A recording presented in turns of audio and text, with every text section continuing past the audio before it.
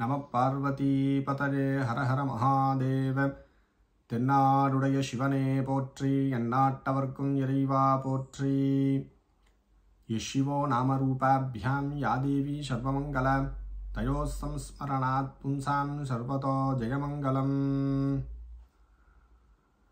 Abrahmalokat Aseshat Aloka Loka Parvatat Ye Vasanti Dvija Devastebhyo Nityan Namo Namaha Gurubhyo Namaha. Vanakkam à tous. Aujourd'hui, nous allons briefer quelques histoires de Rahu Ketu. Rahu Ketu, c'est une planète, dans les 9 planètes, le deuxième dernier 2 planètes qui s'appellent Pluto et Neptune. En tamil, on dit Rahu Ketu. Là, nous allons voir c'est quoi comme l'histoire de Rahu Ketu. À La Réunion, c'était une personne qui ne connaît pas du tout l'histoire de Rahu Ketu. Son influence dans l'astrologie, c'est quoi, tout ça.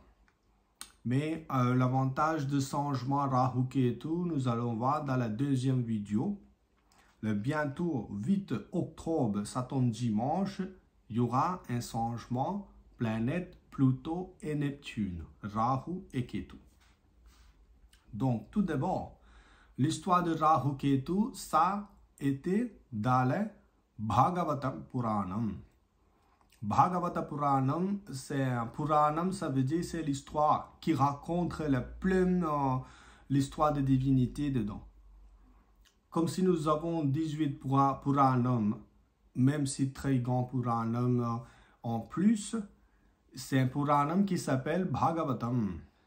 Dedans, les sages qui s'appellent Kasyapa Maharishi. Kasyapa Maharishi, c'est comme gourou pour tout démon. Ensuite, son épouse qui s'appelle Diti. Donc, pour Kasyapa et Diti, le Diti est la mère ancestrale de tout démon. Donc, pour Kasyapa et Diti, ils ont donné un fils qui s'appelle Simhika. Mais l'histoire c'est un petit peu grand, mais seulement écoute bien, parce que comme ça, on comprend l'histoire de Rahu Ketu. Pour Simhika, elle mariait un démon nommé Viprasiddhi. Donc, Simhika et Viprasiddhi donnent un enfant, un nommé qui s'appelle Swarbhanu. Là, c'est Rahu Ketu, l'histoire, ça a démarré avec Swarbhanu. Donc, le nom, tout ça, c'est important dans l'histoire. Comme ça, on peut comprendre bien. Donc, l'histoire de Rahu Ketu, ça a démarré avec le baratage de l'ancien. En fait, l'histoire de baratage de l'ancien qui s'appelle Samudramathanam en tamil, barater l'ancien primordial pour obtenir le nectar de immortalité.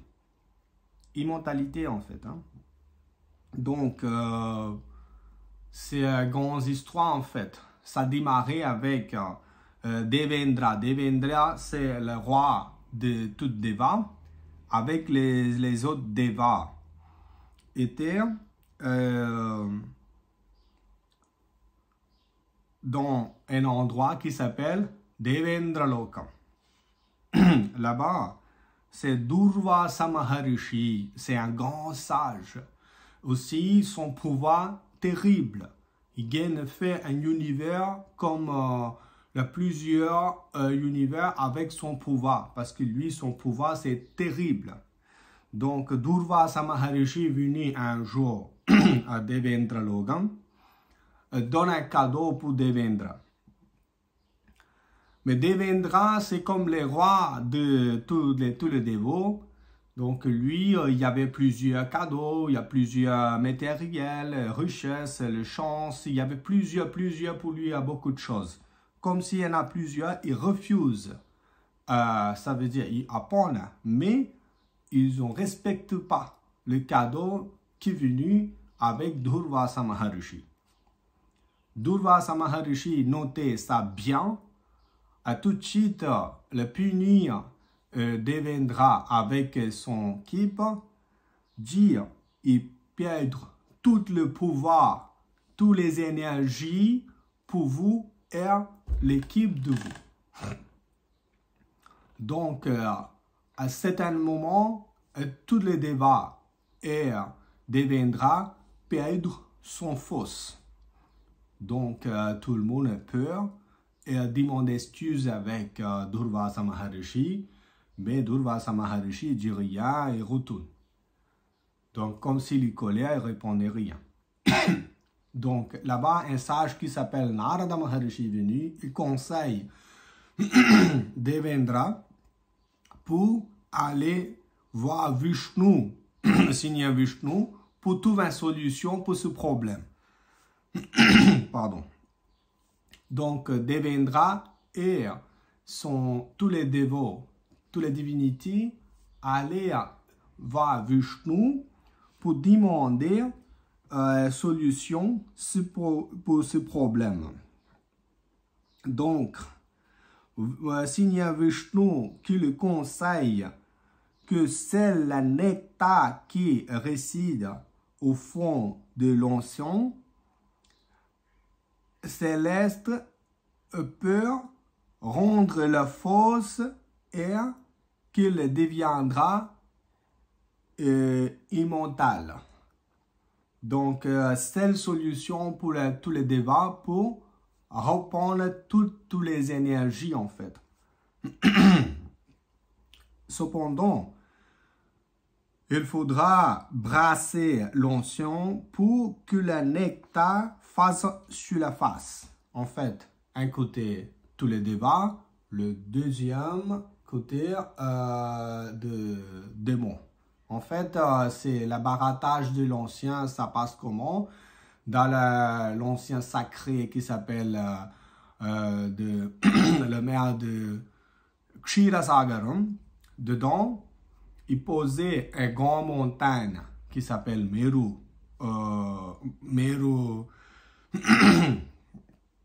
Merumalai. Utilisait le Vasuki comme un serpent, comme le code pour barater. Donc, pour barater, un côté, tous les dévots, l'autre côté, il y a quelqu'un pour barater en fait. Pour ça, Devendra, il pense pour dire avec tous les démons pour aider les autres. Parce que tout seul, il ne gagne pas faire, il ne gagne pas barater l'ancien. Parce que c'est un grand travail. On ne peut pas y mettre déjà devant toutes les énergies perdues. Donc, il demande avec le roi des démons, donc les autres acceptent parce que le nectar qui saute avec de barattage qui donne la vie, immortalité. Donc, pour ça, les autres acceptent et commencent à barater l'ancien. Donc, dedans, il y a plusieurs choses, ça saute avec l'ancien de sacré, le barattage en fait. Même Kamadhenu, Mahalakshmi, il y a plusieurs pieds de sacré. Il y a beaucoup de choses, ça saute avec l'ancien pendant baraté. Aussi, le poison, aussi, ça saute avec. Que Shiva venu pour prendre la poison, ça c'est d'autres histoires. Donc, à la fin, le nectar qui s'appelle Amritam, ça saute. Mais tout de suite, Deva et Asura commencent à faire le guerre pour connaître qui prend le premier. En fait, quand vous prenez l'Amrita, le nectar, il va gagner la vie immortelle en fait. Donc, le Deva, il dit à premier, Asura dit, moi je suis premier. Donc là, c'est pour régler ce problème, Seigneur Vishnu, faire de transfert déguisé, un transfert comme une femme jolie femme qui s'appelle Mohini. Mohini, c'est pas l'histoire qui est venue pour Mahabharatam seulement. La venue ici aussi. Vishnu fait le transfert comme Mohini, a dit avec tout le monde, moi je suis comme si Vishnu venait pour partager tous les Asuras n'acceptera pas. Parce que comme si le Vishnu c'est Deva, il dit c'est le Deva qui est premier. Donc c'est pour ça elle prend un transfert comme la femme, qui s'appelle Mohini. Aussi elle dit avec tout le monde. Parce que avec quand tous les Asuras regardaient Mohini, moralement tout le monde adorait cette femme et commence à écouter la femme. Donc, Mohini dit avec tout le monde, moi je suis là pour partager le nectar de Amrutam pour tous les deux séparément. Donc, pour ça, Mohini dit avec le roi des démons, moi je donne un premier pour Deva, toutes les divinités. Après, je commence à faire les démons. Pourquoi? Parce que si quand je donne un pour Deva, laisse tout, même s'il reste un petit peu plus, ça c'est pour tous les démons. Donc, comme si le roi des démons acceptait, il commence à donner le Amrutam pour toutes les divinités. Mohini, il donne un premier pour Devendra, avec les autres divinités, ça suit. Pendant ce moment, je dis le Swarbhanu. Swarbhanu, c'est un fils de Simhika. Lui, il voulait apprendre le nectar première fois, pour ça il déguisait comme le Deva, il restait rejoint dans le lien de Deva et apprendre le nectar à la fin de recevoir le nectar, recevoir le Amruta. Entre même temps, le soleil avec la lune, identifier Swarbhanu. Parce que la personne, quelqu'un, c'est pas comme nous, mais il est habillé comme Deva, mais c'est pas de nous. Donc, identifier. Il le dit avec Seigneur Vishnu. Le Vishnu,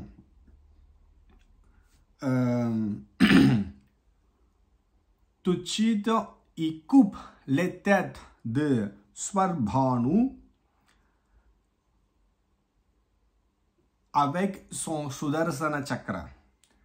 Donc, comme Swarbhanu est déjà boit Amrutam, il déjà apprend le nectar de deux parties en fait, il coupe les têtes. Sudarsana Chakram coupe les têtes de Swarbhanu en deux, mais ils ont vivent encore, comme s'il boit le nectar, lui, immortalité en fait, il reste en vivre en fait. Donc, Simhika, les mamans de Swarbhanu, demandaient Vishnu pour excuser-lui, pour redonner sa vie, mais comme si les têtes, ça coupait, les têtes avec croc, ça coupait, il faut rejoindre les têtes avec son croc. Mais Vishnu dit c'est impossible parce que ça coupe avec le Sudarsana Chakra. Sudarsana Chakra, quand une fois coupé, on ne peut pas rejoindre les têtes avec son croc. C'est pour ça la raison, ils prennent les serpents, coupent en deux. Les têtes de Swarbhanu, ils mettent le croc de serpent qui s'appelle Rahu. Le croc de Swarbhanu, ils mettent les têtes de serpent qui s'appelle Ketu. Donc, Rahu Ketu, ça venu comme ça même. C'est pour ça la raison aussi, le soleil avec la lune comme les ennemis naturels pour provoquer de l'éclipse de lunaire et le soleil. En fait, Rahu fait quotidiennement quaitrer et déquaitrer la Lune et provoquer l'éclipse lunaire. Ketu s'apparaît à voyage sur la sucre supérieure du Soleil et provoquer l'éclipse solaire. En fait, Rahu et Ketu sont deux planètes flottants sans aucun existant physique. Ils acquièrent leur qualité de planètes qui le sont associées.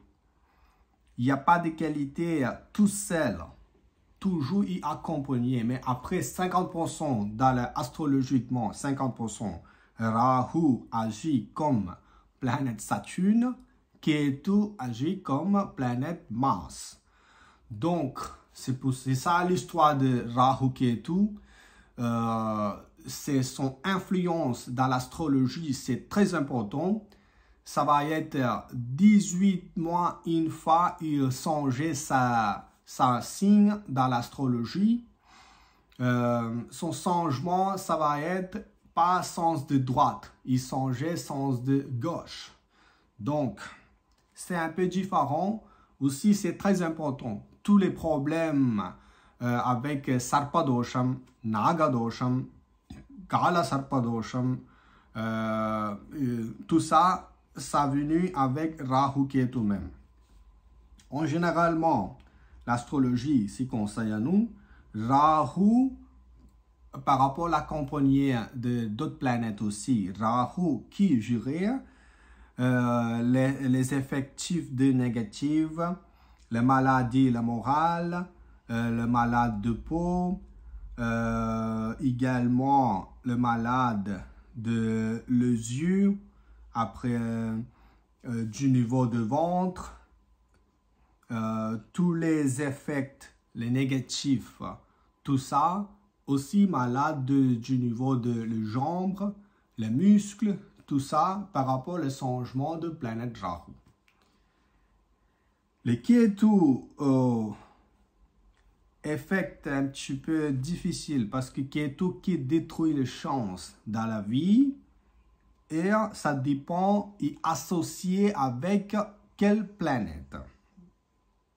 En général, les problèmes de l'oreille, les problèmes de cerveau, problèmes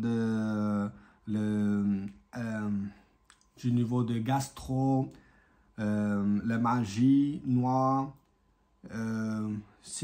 tout ça, ça dépend planète Ketu. Aussi, c'est un truc d'intéressant, planète Ketu qui gérait le moksha. Moksha, ça veut dire libération définitive pour la soul, pas pour le corps.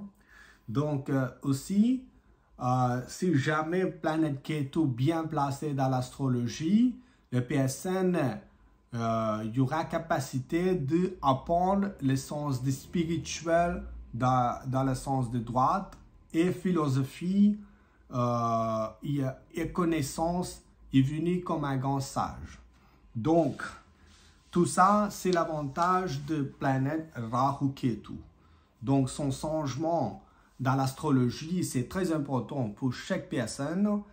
Donc, on verra parce que c'est déjà ces vidéos, ça fait un petit peu long. Donc, la prochaine vidéo avant 8 octobre, je vous dirai, on verra si le changement de planète Rahu Ketu, ça va être comment pour 12 signes en général. Chaque fois quand je donne la prédiction de astrologie, on dit c'est le changement, l'avantage du général. Mais après, il faut voir avec ton astrologue pour voir comment gérer la situation actuelle parce que ça dépend le changement. Par exemple, c'est Rahu Ketu aussi, il dépend associé avec quelle planète. Jamais Rahu Ketu associé avec bonne planète, ça va être très bien aussi. Bien sûr, chaque étoile, chaque signe dépend étoile de naissance. Il y a plein de trucs, ça change en fait. C'est pour ça, chaque fois, nous avons le changement dans la vie. Il y a beaucoup de problèmes. Ça disparaît sans raison, ça vient sans raison aussi. Donc, le texte de sacré, comme c'est l'astrologie, tout ça, pour connaître notre futur, pour faire la protection, pour faire la bonne prière, la veille, pour avancer, pour rester solidement dans notre vie. Donc, je vous souhaite pour une très bonne chance pour tout le monde. Aussi, il y aura un changement, comme je te dis, c'est mon octobre, on verra la deuxième vidéo. Vanakkam tout le monde, Nandri.